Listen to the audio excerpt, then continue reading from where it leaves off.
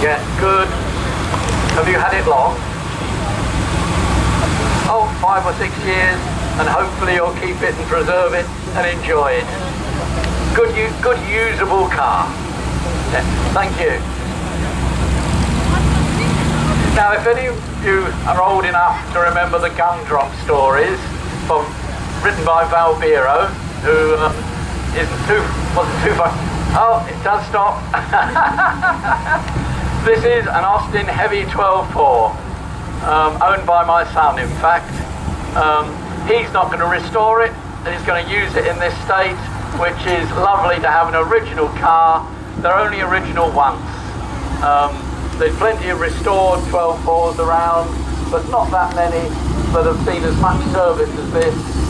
This was purchased at auction not that long ago as a non-runner. It was not tested. Son bought it and so that night after the auction it became a runner. It's now running very smoothly. And thank you for bringing it round. If you get a chance to see it in the pen up there, have a look. It's seen service, but it's got a lot of character to it, as Gumdrop did in the original stories. And then we come much more up to date with the Jaguar, and this one is 2000, so in comparison it's kind of a relatively new one, but it's kind of sit and look and go, actually, that's 22 years old. So much as people go, oh, it's quite a modern car, it's a modern Jag, it's actually yes, 22 years old. 97, sorry, I've got them the wrong way around, 97, so yeah, 25 years old. And this was made in the time when Jaguar had been taken over by Ford. So, and I'm kind of a bit torn because it's really good that Ford kept the Jaguar name going, that it didn't disappear like a lot of the Sunbeams and the Wolseley's that have kind of disappeared off the manufacturing stage. But for me, they kind of ruined it when they stuck Mondeo switches in it. It's just, you know, when Ford car doesn't have the Ford switches in. So they're kind of taking, so yeah, I think it's beautiful. It's got that kind of that styling, a very kind of very cat-like, very sleek. Kept the name of the Jaguar around, and I think that's a really good thing. I just wish that they had kept it. It certainly still has the look of a Jaguar. You've got the worn-up veneer dashboard with little tangent dials, very plush leather interior. It certainly looks, and I'm sure smells, much more like a Jaguar than any Ford Mondeo could, even if it was the top of the range. Very true. And it is beautiful, and it just purrs, as every Jaguar should. There's a bit of a burble there, which is lovely. Then we've got another Jag, this one's a Sovereign, so, and again it's got the plush leather interior, it's got the veneer, nice wooden steering wheel, just to give that kind of look of luxury. Sorry? Long wheelbase. I thought it didn't have long, so nice long wheelbase. Any other?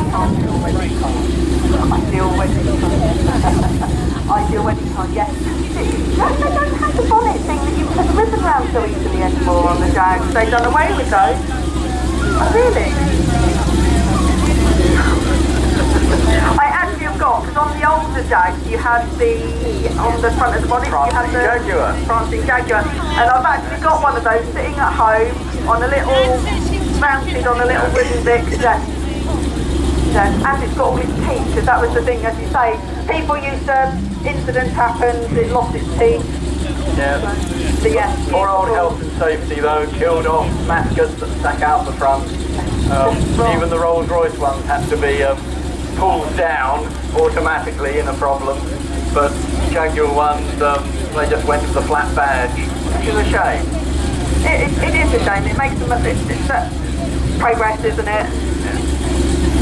But yeah, thank you, it is a beautiful car. Now the Jag had lots of room in it on one driver. Here we have a Mini, 5 people in it, which is great.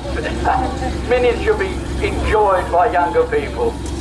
There's nothing quite like bouncing along on the motorway with your bum on the floor and an articulated lorry going past you, and you just think, oh my God, Well, the driver sometimes waves at you though, doesn't he? Tap on the top of the car.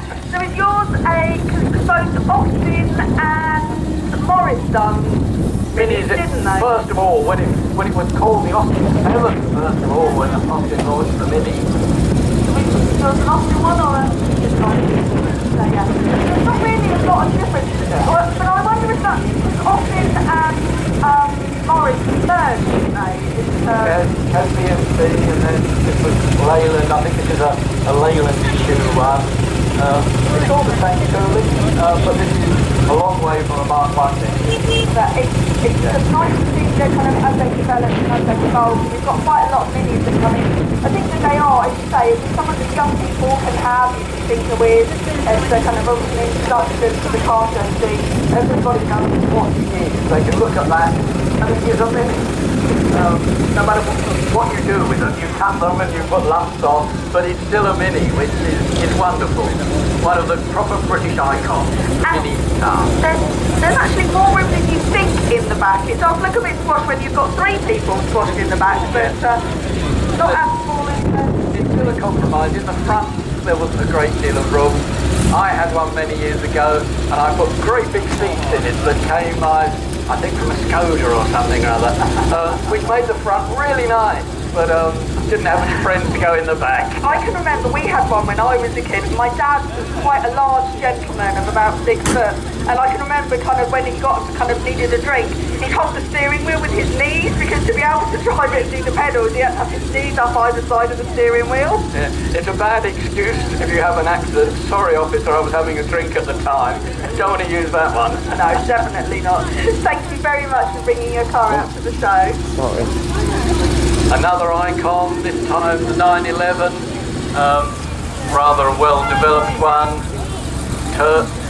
We've got Targa, which is for the top, but the tail is going to tell me what sort of a 911 it is, please, Sam.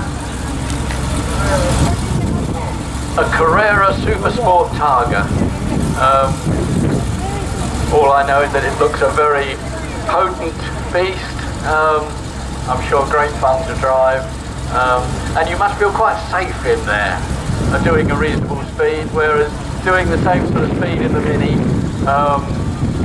the Mini isn't going to do the same sort of speed, is it? But it'll give you just as much of a fright in the Mini at that speed as you can give yourself in this at a phenomenal speed.